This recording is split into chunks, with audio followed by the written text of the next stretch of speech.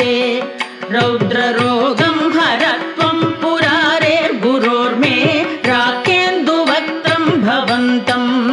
माररूपं कुमारं भजे कामपूरं हे स्वामिनाथार्तबन्धो भस्मलिप्ताङ्गगाङ्गेय कारुण्यसिन्धो हे स्वामिनाथार्तबन्धो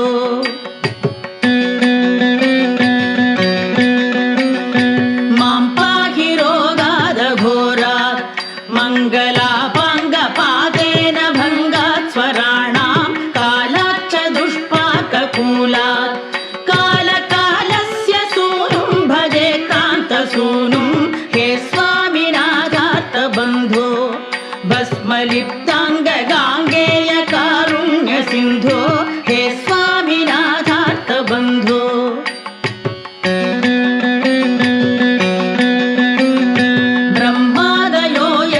शिष्या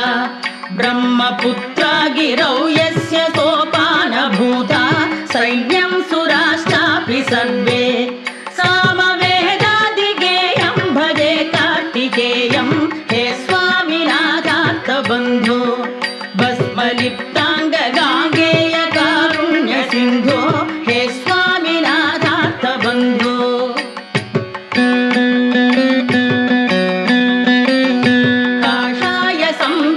गात्रं कामरोगादिसंहारि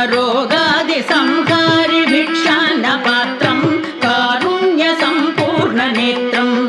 शक्तिहस्तं पवित्रं भजे शम्भुपुत्रं हे स्वामिनाथार्तबन्धो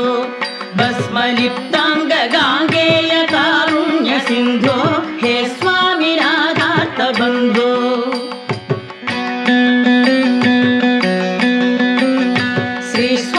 शैले वसन्तं साधु संघस्य रोगान् सदा संहरन्तं ओंकारतत्त्वं वदन्तं शम्भुकर्णे हसन्तं भजेऽहं शिशुन्तं हे स्वामिनाथार्तबन्धो भस्मलिप्ताङ्गगाङ्गेय कारुण्यसिन्धो हे स्वामिनाथार्तबन्धो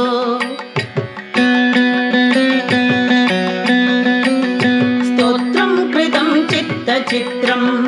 दीक्षितानन्तरामेण सर्वार्थसिद्ध्यै भक्त्या पठेत्